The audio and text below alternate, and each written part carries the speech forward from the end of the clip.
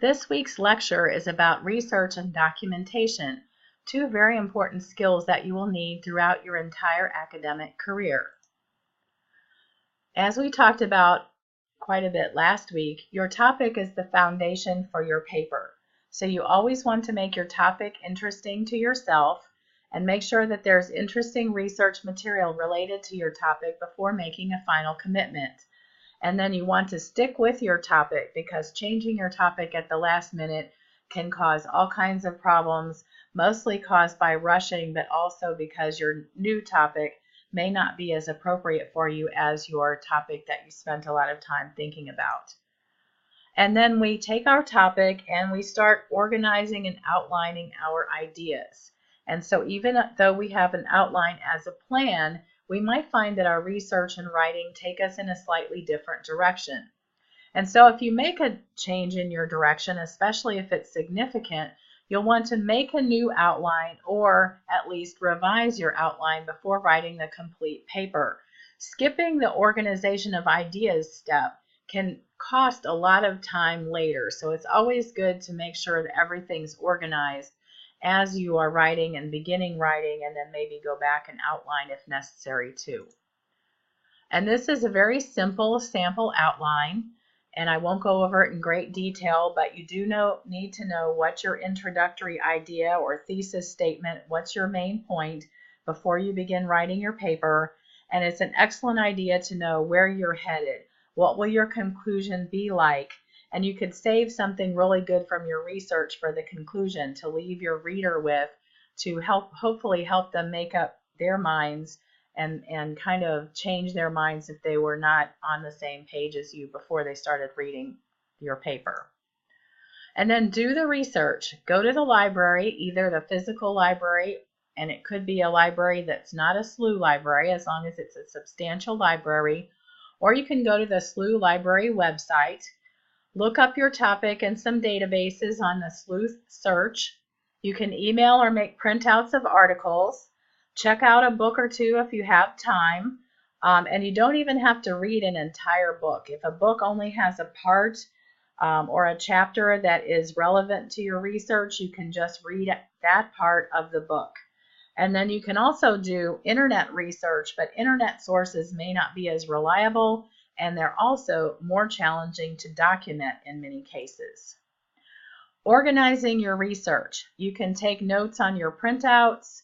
I still like paper when I'm doing a serious research project, or you can email research sources to yourself or save them in files on your computer. So keep your sources straight. Make sure that you take notes from them or highlight them if you have paper copies. And keep your information from each source separate. Don't mix them up. And then you may find that your research does not fit your original thesis. If that happens, you don't have to just kind of pound everything into the little shapes that you've made for yourself. I know I've tried to do that and it doesn't work very well. It's better to revise the thesis and the outline and just think, well, how can I incorporate this material and maybe change my point of view a little without completely changing my topic. So then if you run into a problem where all of your research material is completely unsatisfactory, for instance, you're trying to write a paper about smokers' rights and find out that there's no sources that would support your paper, you may have to change your topic or your point of view.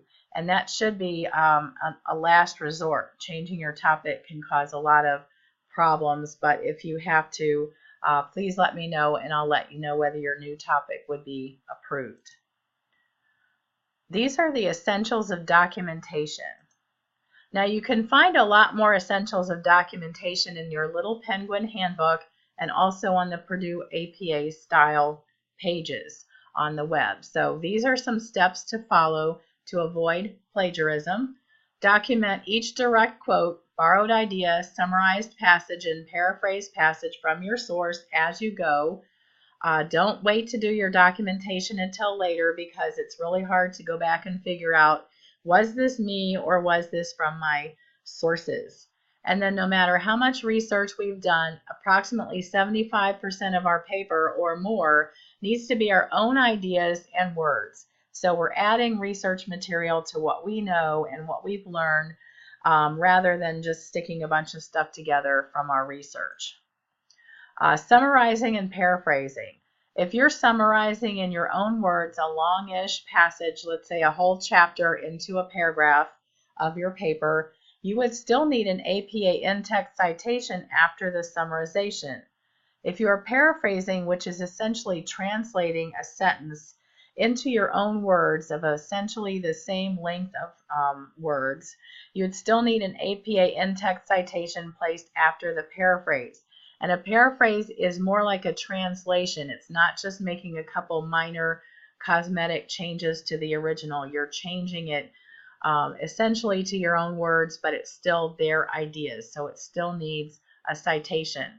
And then this is what a citation looks like. It contains the author's last name, the year of publication, and the page number of the summarized passage.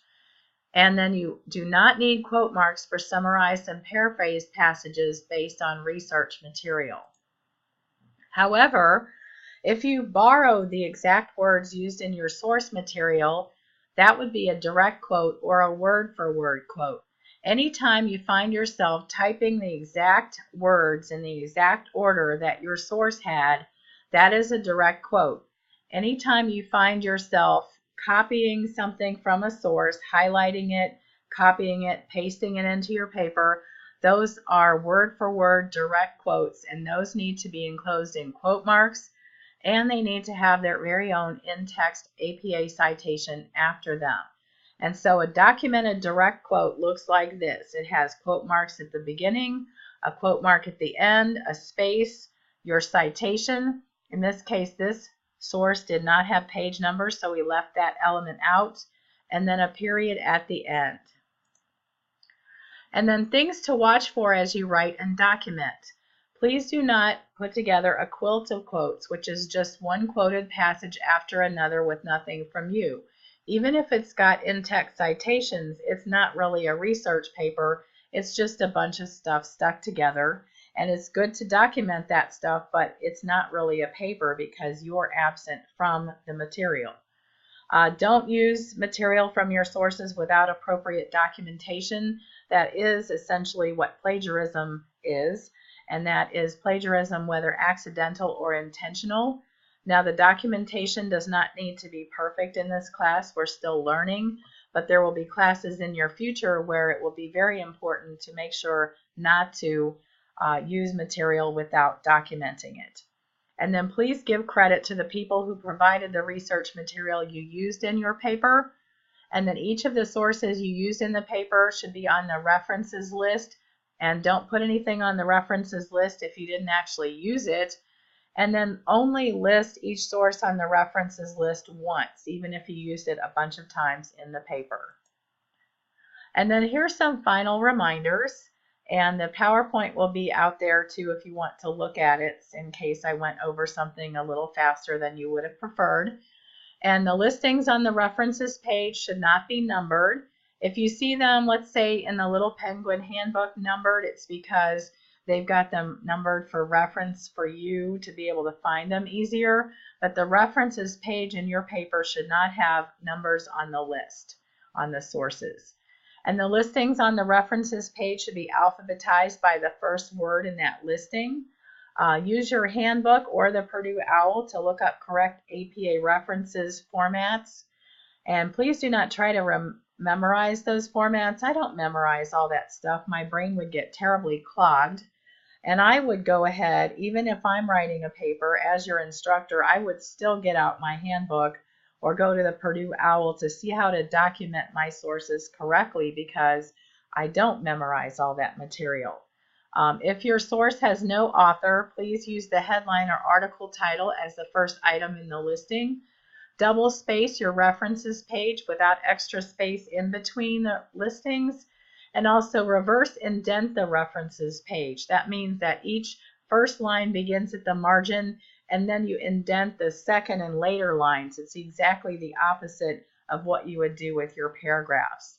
So that's this week's lecture for week 6, and I'm looking forward to reading everyone's final paper. I know that everyone's working on them, and I can't wait to see what they look like and what you've got in your papers. Thank you very much. Take care.